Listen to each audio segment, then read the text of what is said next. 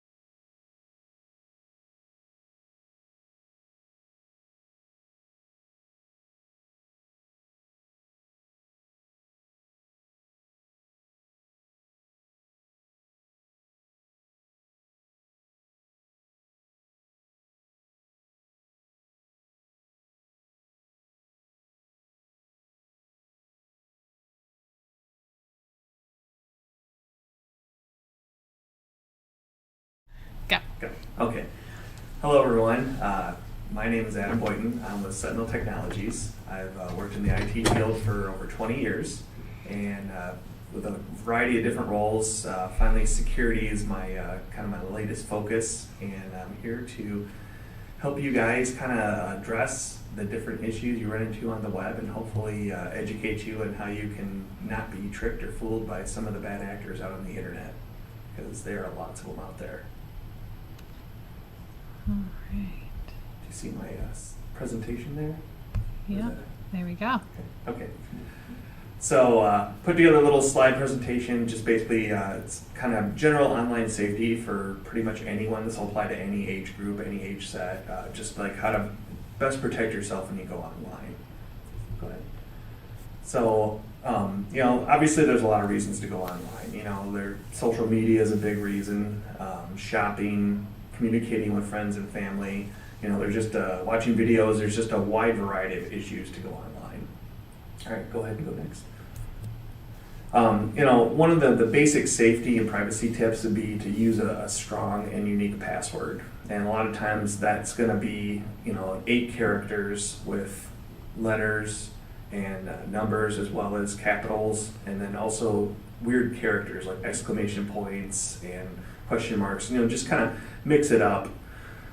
You want to make sure that if you're using your web browser, be it on your phone or your tablet or computer, you want to make sure you use the privacy settings.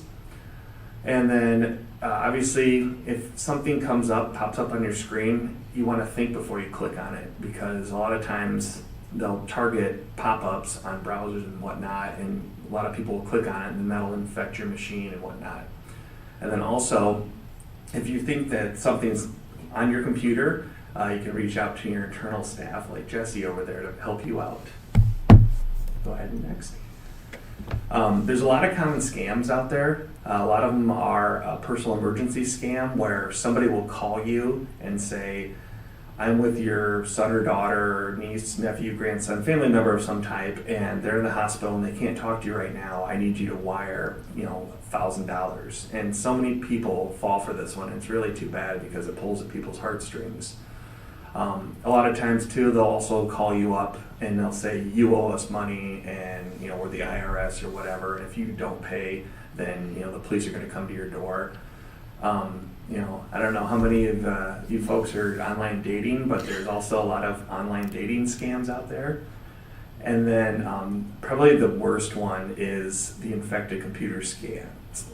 Basically, you'll get a pop-up that says your computer has viruses, and then it says call this number or click this link. And then what that does is when you click the link, that gives the scammer access to your computer, and they'll start to go through all your files and take any personal information. I actually had a couple different friends that fell victim to this, and they were just mortified when they finally realized what's happening, but it was already too late because the people were in their system stealing personal information out of their computers. So that's one of those things where, there's not going to be a website that's going to tell your computer that it's infected, and nor is somebody going to offer to fix it for free, so that's one thing you definitely want to watch for. So there's a lot of scammers out there that are trying that specifically target banking and shopping, and so one of the first things you want to do is make sure that when you're shopping, go to reputable websites such as Amazon or sites that you're familiar with. If you happen to browse the internet and through a search engine and you come up with a website that doesn't look legitimate, more than likely it's probably not. I mean, there are tens of thousands of websites created on a weekly basis that their whole sole purpose is to basically scam people out of money. They'll have products at a lower price than anyone else. People will go on, put their credit card information in, and you'll never see the product, and they also have your credit card information. So yeah, it's really kind of pathetic. And then as well as banking, there's a lot of sites out there that will mirror, like, for example, like Chase. Chase is chase.com, but they'll do like chasebank.com. And they'll make the website look just like the regular Chase Bank, like mirror it. And then they'll have a place where you can put in your online credentials. And as soon as you do that, they have those credentials that they can then go to Chase now and transfer money out of your account and whatever. And a lot of times your account is insured, but it's just the hassle of having to go through all the hoops of, yes, my account was compromised, and then the bank has to, go and do their own investigation, and then, it may take time to get your money back into your account. So, okay. Health and wellness is another big one too. There's a ton of misinformation out there, and there's also a ton of, I wouldn't say misinformation, but a lot of folks will start to have a symptom of some type, and they'll go on WebMD and they start to research it, and it's like you go down a rabbit hole. And so one of the things, isn't so much of a scam, but one of those I would recommend probably avoiding it, just because it can open up a can of worms for, not only thinking you have like the worst disease in the world, but then it could also leapfrog into another website where they're trying to sell you some type of prescription or things of that nature, and then a lot of those are scams as well. So it's just best to see your doctor if you're having a health condition of some type, and try not to be your own doctor for that matter. This one is really, really frustrating. A lot of folks get calls from the IRS. The IRS will never call you ever. I almost chuckle about this, or they'll pop up on your computer, and I've had an issue with my own taxes where I forgot to pay something one year and I got a letter. And so that's literally how the IRS communicates with everyone, is they'll mail you a certified IRS letter. They're not calling you to collect money. They're not sending you any kind of instant message or whatever. I mean, it's generally a scammer. And then another issue where we see a lot of scams is Medicare and insurance, because they get that personal information. So what happens is the majority of people out there that are doing these bad things are actually nation states like Russia, China. They actually have units in their own military that are set up to hack people for money and information and things of that nature. So it's not just some low life in some bad part of the U.S. that's targeting people. It's actually entire countries that have their own dedicated units for hacking and scamming people, and it's all basically just to get money. And it's really a sad thing, because so many people fall victim to it because they've gotten quite good at it over the last 10 to 15 years. So go ahead. And a lot of folks have smartphones nowadays, and the smartphone essentially is a computer in your hand. All the technology has been downsized to the point where smartphones of today are as powerful as computers 30 years ago, more powerful so. And so, you want to treat how you interact with the internet and things like that on your smartphone just as you would on your own desktop computer. And, basically the same rules apply, and even more so because there are certain applications on those phones that you can't get on your actual desktop computer. Chatting applications, shopping applications, things like that, where you directly connect. So And just like your computer, you can get software that will infect your phone and steal your information as well. And so some folks keep their banking on their phone, credit card information on their phone. So you want to protect that just like if it were your own wallet or purse, because that is a treasure trove of not only personal information but financial information. So those are quite valuable as well. Back to the password, a lot of folks are irritated with passwords. They think it's a necessary problem, but again, the whole reason for the passwords is because there are actual dedicated people out there that are looking to try to steal your information. And what I always recommend is try to create a password that looks like a word. So like we'll use the word password for example. So I would start with like a capital P, the @ symbol for the A, and then maybe do $1 for an S and then just another S, and then do like a capital W with a 0 for the O, and then RD, and then maybe an exclamation point or some odd character after it. But that's just an example. That one's probably overdone significantly, but like if you had like maybe a name of a relative or a loved one, try to make characters like, so if it's an A, do an @ symbol, or if it's an O, do a 0, and vice versa, or if it's an E, you could do a 3,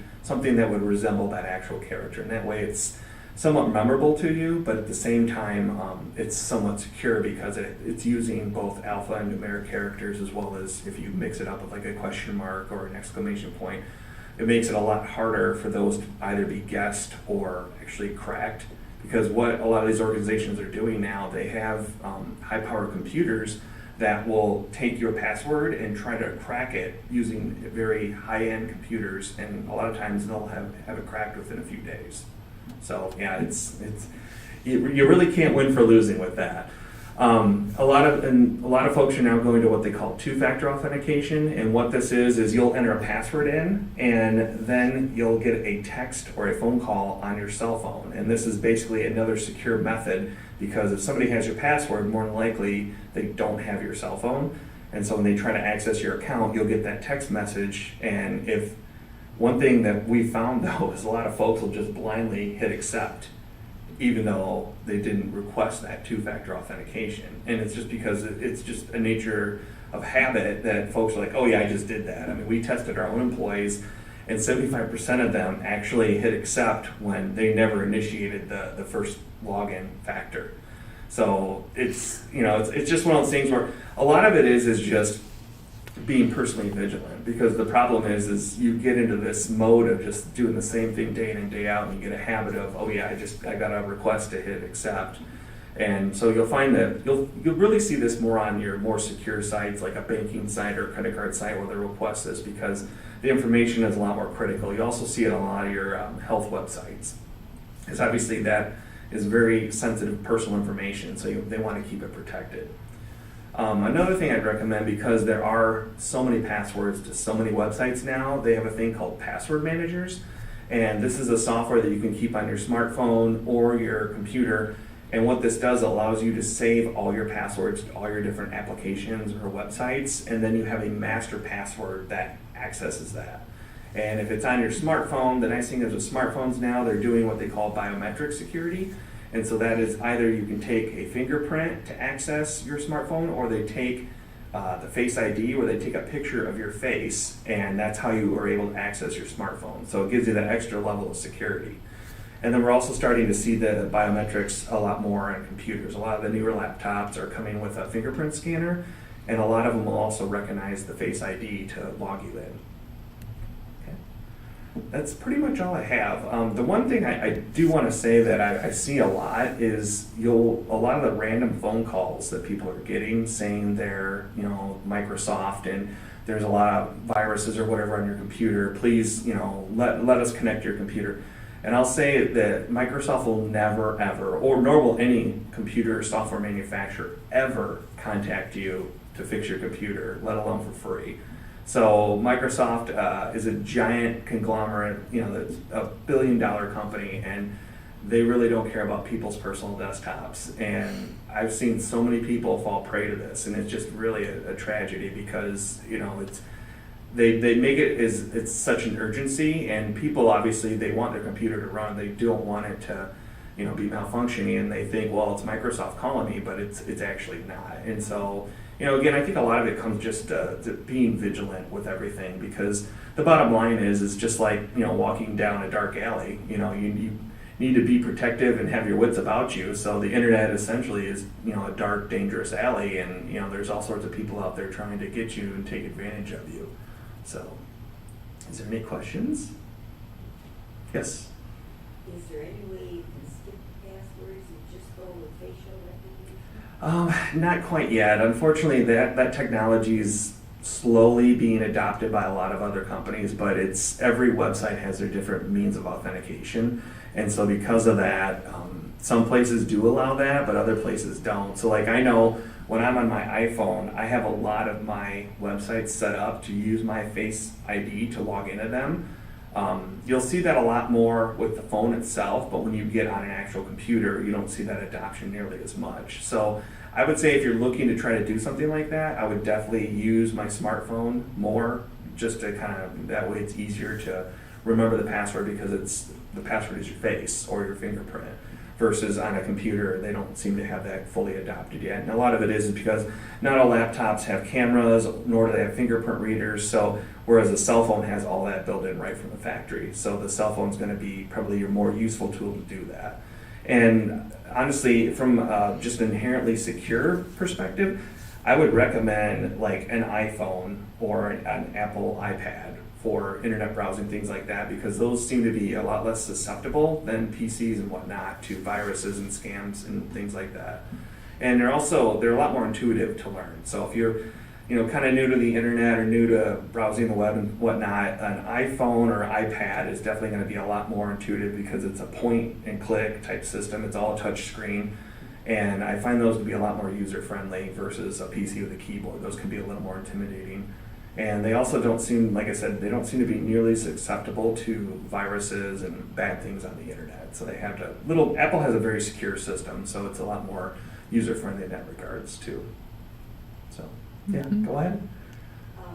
I get these notices that so-and-so is on chat something or Snapchat or Yeah.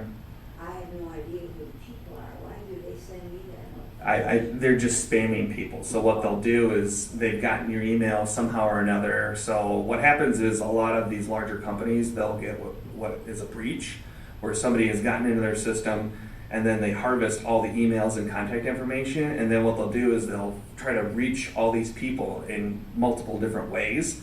And one of them is sending like a Snapchat request. So Snapchat is an application that runs on your phone, and it's for sending pictures, videos, communicating. And so a lot of folks are on there and they're like, oh, let's check this out. And then what it ends up doing is that you think it's going to Snapchat, but it ends up sending you to a website in Russia or China or Iran. And then a lot of times if you go there on a PC, all you have to do is click on that link and take you there, and it infects your computer immediately. So yeah, they're very devious. So yeah, I always say if you get an email or a message from someone you do not know, just delete it. Because if somebody really wants to get a hold of you, they'll probably call you or find you one way or the other. So. And these intruders are doing it just for money. Yep. Is that correct? 100%. Yep. Yeah, they have documented in Iran and Russia as well as China, there are literally military divisions where they train people from the ground up to become hackers to do this type of thing. Who gets the money then? The government. Yep. Yeah. I get these dumb names. I know they're other countries, so that's fine, but Abdul so-and-so Yeah. wants to be your friend. Yeah. Is there any way to stop those from even coming? On like Facebook? No, not really. I delete them every Yeah, that's the best thing you can do. Is a lot of it is what they're trying to do is connect with you, so they can then try to find ways to swindle or I mean that's really the bottom line. Everything's money motivated, unfortunately. I mean nobody's out there trying to do good deeds for folks. They're all trying to get your money or your personal information they can turn around and sell on the web. I mean, the sad thing is I read a statistic the other day. If they get your personal information and a credit card, it's only worth about $5 on the internet now. Yeah, because it's so easy to get now. So like they said, Social Security cards are not even that secure any longer, because so many different companies and different insurance places have been compromised, and that information's out on the internet. And so, a lot of it is just, another thing folks could do too is there's a lot of third-party companies that where they do identity monitoring, and so you can pay a monthly service. And a lot of times if you've been compromised from your bank or insurance, they'll pay that because it's required by law. But if you're worried and you really want to have another set of eyes watching your stuff, you can set up like LifeLock or another third-party software. Yeah. Well, what they'll do is you put in your information, and they're legitimate websites, and they'll scan the entire internet for your name, social security, any personal information that would be relevant to you, and then they'll notify you, and they'll actually help go out and remove it or make sure nobody else has access to it. What does that cost? I'm not 100% sure, so it kind of varies. It's not much. I think it's like $50 a year, $60 a year. So I recommend that to a lot of folks, just because there's so much information on the internet, and if you're not super tech savvy, it's really hard to kind of get your hands around how am I going to find out if my information's out there, because I had my insurance company was breached, and so because it was breached and they had to report it, they had to purchase LifeLock for me, and so I signed up, put all my information in, and they monitor it for a year to make sure you don't get your identity stolen. And it was really interesting because they found a bunch of other websites that had my identification on there in one way, shape, or form that had also been breached. And so, but they had failed to report it. So apparently, depending on the size of the company and depending on the scope of the breach, depends on if they're required by law to report it. So it's very frustrating because a lot of companies want to brush it under the rug because it's bad press, bad PR for them. So. But they just arrested some countries. People in some countries. Oh yeah, they'll do that. Yeah. Once they have these rings that they find, and then they're able to track them down, they'll send the CIA or whomever it may be to go and actually capture these people. Now, to what degree they can punish them, I don't know. But yeah, they do eventually catch up with some of them because I think they get sloppy or lazy or whatever. They just get smart enough they're able to capture them. But yeah, it's a scary place out there. There's no doubt about it. So, yeah, what's up? I don't understand cloud. Does cloud have anything? So what the cloud is basically just stuff on the internet. So it's like a computer on the internet, is all it is really. So, you've got like It does with my internet. Would affect that. Yeah, if you could have, it's no different than, so say you have a file on your computer with your name, social security number, some bank account information. The cloud is essentially that computer, but on the internet somewhere else. So it's not in your home, in your room, wherever. And so it's actually makes it less secure because you can always unplug your computer and no one will have access to it. But if that same file is sitting in like Google or Microsoft's cloud, and Microsoft didn't do something or somebody got into their stuff, they can now access that file. So that's what the cloud is. I always tell people just somebody else's computer somewhere else. That's all it is. They try to market it as something magical or whatever, but really it's just another computer somewhere else. But you only use it to connect with the family and stuff like Yeah, that. you can. So you can use it. You can store like files up in the cloud, or you can chat. There's programs up there that allow you to chat with family members. You can do the video chat with different programs in the cloud. But I think it's more of just like a marketing term. So instead of saying somebody else's computer somewhere else, they call it the cloud and another reason is because it's accessible from anywhere in the world on pretty much any device. So you could access it with your iPhone, you could access it with your laptop, you could access it with your iPad, and you can be in Tahiti or you could be right here in Michigan, and it doesn't really matter. So that's really the big difference, because to be able to access your computer from anywhere in the world, it's a little more intensive to do that. You have to have programs and things like that, whereas if it's in the cloud, you just go to a single website no matter where you are in the world, and that's how you can get to it. So they can get into the cloud? Absolutely, and they do all the time. Yeah. That's Yeah, because that's the other problem. So your cloud account is only going to be as secure as the password that you put behind it. So if you're not using a strong password, or if they send you like a falsified password reset link, you can click that link, and that's the other thing. People will get emails all the time because they'll find out, well, they don't even know sometimes. Sometimes they just blanket send out emails for all these different services and just see, because it's kind of like fishing. They'll throw out a wide net hoping to catch 2 or 3 people, because it's easy for them to send out all those mass emails because it's one click and it goes out to everybody. And if they get 2 or 3 people to click, then they're successful. And so they just do it over and over and over. And so, like I said, the emails are so convincing. They look like they came from Microsoft or whatever. But what you got to watch is on these links, you can actually move, if you're on a computer, your mouse over it. And the link may say, click here to go to Microsoft. But when you actually move your mouse over the link, it'll be some unusual web address, like something to Russia or something to China or whatever, just some, gook in the actual link itself. And so again, a lot of it is just kind of slowing down, taking your time, and don't click on anything that you're not sure about. So if you didn't request a password reset and you get a password reset email, I always just delete those and throw them into the trash, because I didn't request it, so more than likely it's coming from somebody who's trying to do bad things for me. If you have stored something Mm-hmm. and they say you haven't opened that for some time, Yeah. how do you delete it? Generally, if you just go up there should be an option to click on it and then just choose the delete.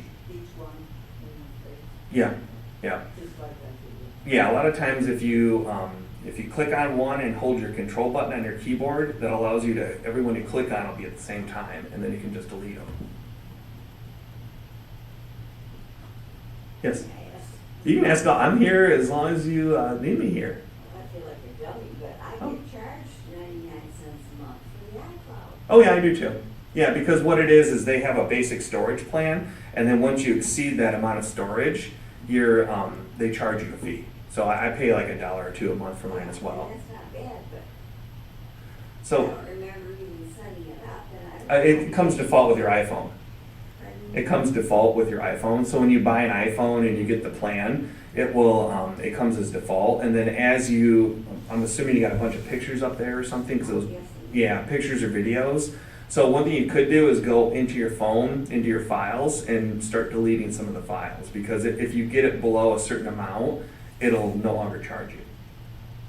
But the nice thing about that is, because if you were to lose your phone, all those files are protected up there. And so as long as they're not anything like personal information or critical files, the cloud is handy to save your stuff to, because if your computer blows up or whatever happens, or your phone gets lost or stolen, you can always go back to the cloud and then pull those files back. So if you have memorable photos of family, friends, and whatnot, you can always get those back too. But it sends it to the cloud automatically? Yes. Yeah. I don't Yep. do it. Yeah. And that's the thing. It's so you're taking a photo and then it's making a backup copy and sending it to iCloud. And so there are settings in your phone and that you can change that on. I'm sure Jesse can help you with that. Mm-hmm. Thank you. Yeah, no problem. Absolutely. Wonderful. Well, thank you so much, Any other Adam. questions? I'm happy to answer any question you ladies have. I can say one of the scams that we have been getting lately, and this really speaks to what Adam was talking about, is emails from Comcast saying you need to upgrade to the latest email version. Please sign in here, and it's not from Comcast at all. So I think those things as well are something residents get pretty frequently. So yeah, just be really, really vigilant to that as well. Are all residents' email accounts provided by Howland Home? No, Oh, nope. okay. Those are all independent, but a lot of residents have Comcast internet, so Oh, okay. they have Comcast emails. But yeah, if you click on the email that it was sent from, it's Yeah. blah And blah that's- blah. And that's whatever. the thing. Again, I can't tell you guys this enough, that if you didn't request a service or a password reset or a friend or whatever it may be, and this email comes in your inbox, delete it. Just delete it. I mean, if it's somebody, like I said, if somebody says, if you really do owe them money, they will find a way to get a hold of you. And it's not going to be via email. And, just like the IRS thing, they're not going to call you. They're not going to send you emails or chats. They're going to send you an official letter stating what they actually need from you, be it money or files or whatever it may be. And same goes for any of your service providers, be it cell phone, internet, whatever it may be. More than likely, if they're not going to solicit you unless it's like an advertisement or something. But most of the time, you can tell those. What was the place where you set up a master password? That would be, those are applications. One would be called LastPass, and then a PASS, like, short for password. And then another one would be Dashlane. Yeah, those are both very good. Those are probably two of the best ones out there. I myself use Dashlane and have for years, and it's a really good thing. I mean, the only gotcha with that is that you still have to secure that with a password. So generally they want that one to be very complex and long. So I think they require like 12 or 16 characters. I know. Therein lies the problem is, as the passwords require more complexity and length. I mean, I'm 44 and I have a hard time remembering it. So yeah, it's definitely gets a little intrusive. So it's LastPass.com. Yeah, or you can just Google LastPass. So that's what I recommend. But yeah, that one or Dashlane, either are really good to have, and they both make applications that you can have on your phone as well as your PC. And the nice thing is that it'll synchronize across devices. So if you have it on your cell phone and you connect your account on your PC, all your passwords are shared between those two devices through the software itself. So instead of having to remember your passwords on different devices, you have that one single source. So it's handy in that regards. Awesome. Thank you so Oh, my much, pleasure. Adam. We appreciate My it. pleasure. Okay. And then I will, I'll post Adam's PowerPoint on the portal so that if you want to go back and refer to it, you can get that as well. Thanks so much for coming. Yeah, thank you. Well, you can help me with something.